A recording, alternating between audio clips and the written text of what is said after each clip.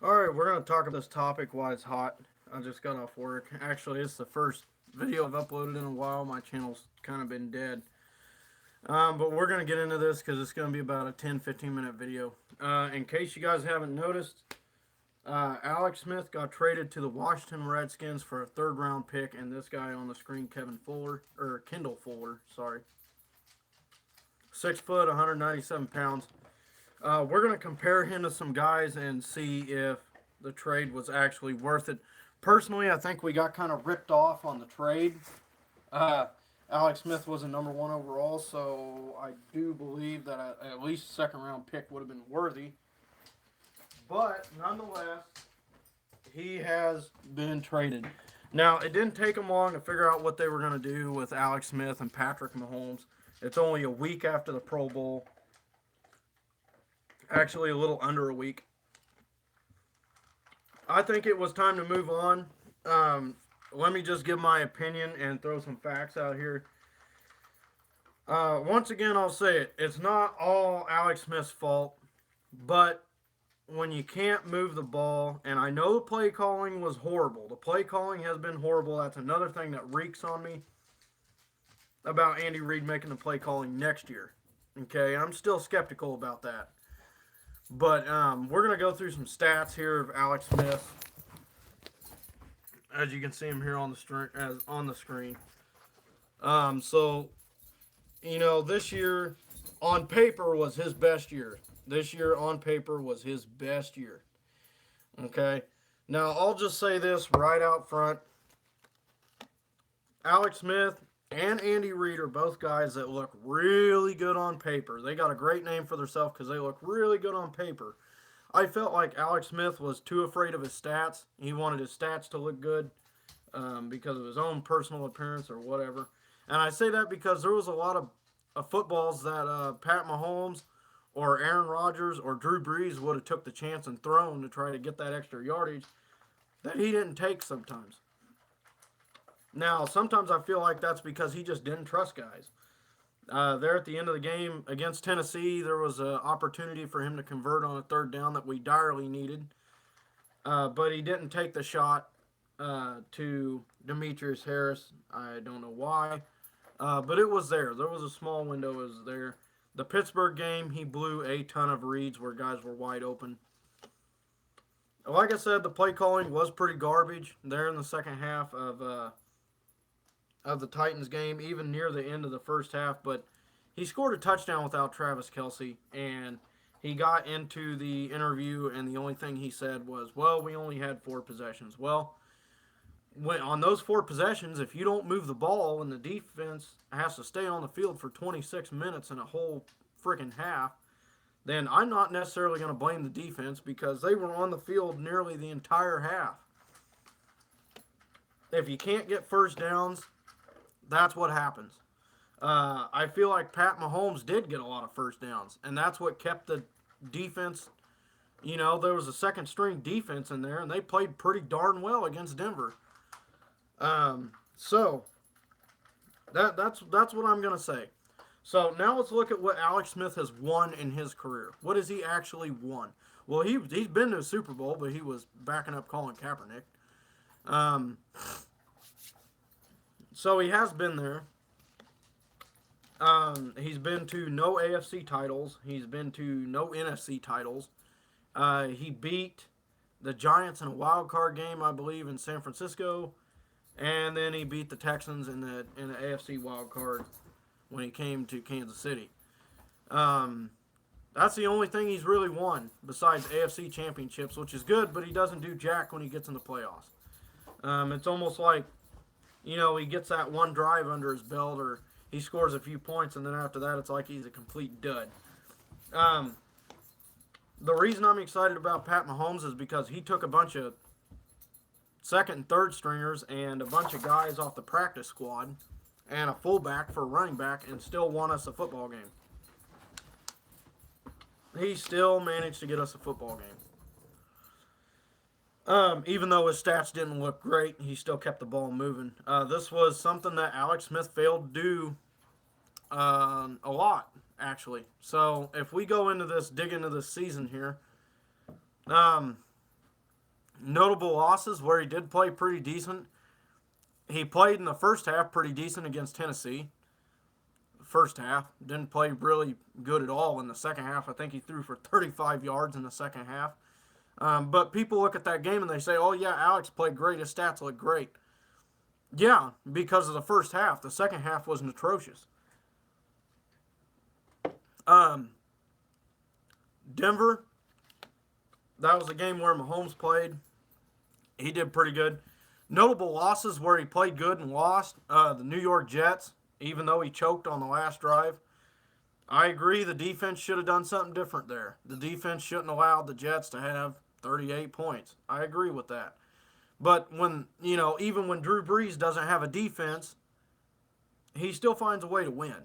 And in all fairness, Alex Smith had the ball in the last seconds. He had a chance to tie it up and failed to do so.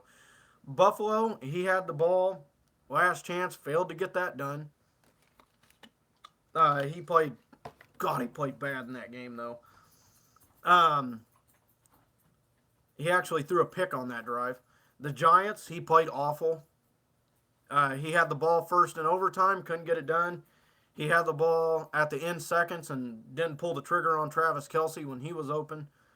And if you think I'm picking on Alex Smith, I'm simply saying what he's done, what I've witnessed him do. Things that he could have done better, opportunities that he had that he didn't take. These are all things that he could have done. I'm not here to bash him. I'm not here to make him look bad. I'm simply telling facts. These are facts. These are things that he did in person. They're not my opinion. It's what he did. Played great against Oakland. Played great against the Chargers. Played great against the Dolphins. He did play good in a lot of games, but there was a lot of games. There was also games. Pittsburgh. Oh my God, he played horrible against Pittsburgh. Horrible. His stats looked decent because of the second half when he started to come around. The first half, he had like 4 straight 3-and-outs or something like that. Buffalo, he had 6. 6 straight 3-and-outs where the defense was on the field almost the entire first half. The games that we have lost were because the defense was on the field so damn long in one half, it was unbearable. That's all I'm trying to say. In all of these losses, there's one thing that is consistent, and it's the fact that the offense absolutely sucked in one half. Sucked. It may not have been the first half, it may not have been the second half, but it was one of those halves. Sometimes they played great in the first half, they sucked in the second half. Some of it was play calling. Yep, it was. Straight up, it was play calling. But then the other half of it, just like Tennessee, for example. You got to get yardage. You know they're on a roll. You know you're getting down into the nitty gritty, and you're throwing 3-yard checkdowns. It's not always going to be open, but when you do it consistently every play, it gets old. You got to take a chance. And he did take a chance with Albert Wilson late in the game, but the safety was there to clean it up. That's just a tough catch. I mean, it was a good placed ball by Alex Smith. Don't get me wrong. It was a good placed ball. I think if he would have brung it down just a little bit, I think Albert may have had, better control on it because his hands were way up in the air. But either way, it was a good pass by Alex Smith. It was just a tough catch. But he did take a shot there. Look, man, I'm not disappointed by this trade at all, really. Pat Mahomes is a risk taker. He's a chance taker. Like I said, his stats may not be great, but by God, he gets it done. Or at least in the one game he played, he got it done. I'm not sure what Kansas City's really trying to do here. I'm thinking maybe, maybe they're trying to use that $17 million to try to pull in Crabtree. I think that'd be a good idea. But here you go. We finished 6th in offense. We finished 5th in yards a game with 375. That's pretty good yardage right there. Passing yards, 256, we 7th, and rushing yards, we 118th, and that was actually 9th in the league. The Saints had a good run offense, yada, yada. But Alex Smith has been to 2 Pro Bowls, and he was a replacement for the guy that was in the Super Bowl, aka Tom Brady. So he didn't actually get selected. He was a replacement. The Skins, I looked at some of their fan bases, and dude, a lot of those fans are pissed off. They would rather have Kirk Cousins than Alex Smith. And I'll say this, they're probably the fans that look at all these stats right here and think, oh, okay, yeah, he plays good in one quarter and then mediocre in the other. But if he's on a good game, he'll play good in both quarters. It's a random toss-up with him. He is very inconsistent. Like I said, I don't hate Alex Smith. He brought us a lot of good things in Kansas City. But I will say this, despite what it says on paper, I believe 2016 was his best season by far. One, because Kansas City ended up 12-4. Two, because he was clutch as hell that season. The only thing he couldn't pull off was Pittsburgh because of a holding call. Denver, great comeback. Great comeback. That guy pulled off a great comeback in Denver. Actually, that play in Denver was actually the same play we were trying to run against Pittsburgh, but we got the holding call. It worked. We just had a holding call.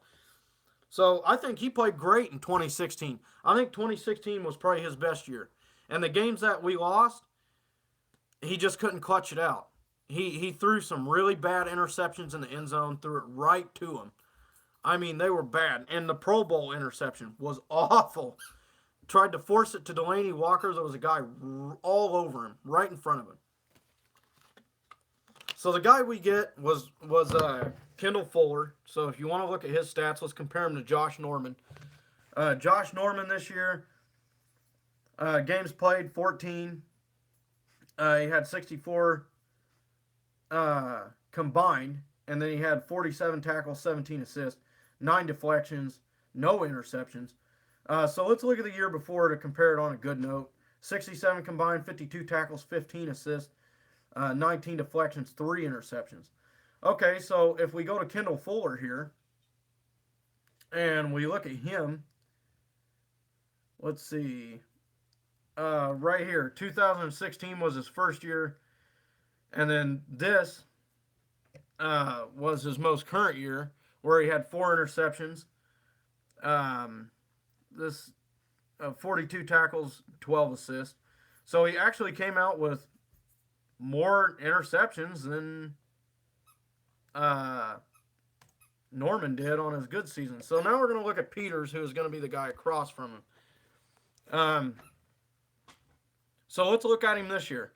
46 combined tackles, 42 total, 4 assists, beats him out in assists, ties him with actual tackles, 9 pass deflections, 5 interceptions. So he's 1 interception behind him overall. I can tell you why Kansas City picked him up. I can tell you why they thought this was a good trade. He's got the same traits Marcus Peters does. This guy's got the aggressiveness of Eric Berry. I've watched some highlight films here and there after work, and he's aggressive. He's like Eric Berry aggressive. He sees the screen, he's right up in their face. And the interceptions, I mean, like I said, the stats are right along with Marcus Peters. And the kid is young. So we have 2 young corners. We got the veteran Darrelle Revis. We got Eric Berry coming back next year. Secondary's looking good. We got Terrence Mitchell.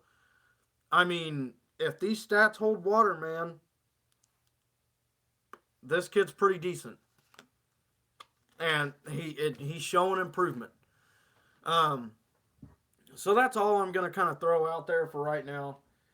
Like I said, I don't hate Alex Smith, but I'm ready for the Mahomes era. Maybe they'll pick up Crabtree or trade for him or do something for that $17 million. But if I get any updates, you'll hear from me. I was kind of hoping for a receiver out of it, but I think next year, we got a rough schedule again, but I think we're going to be pretty decent. But until then, I'm signing out.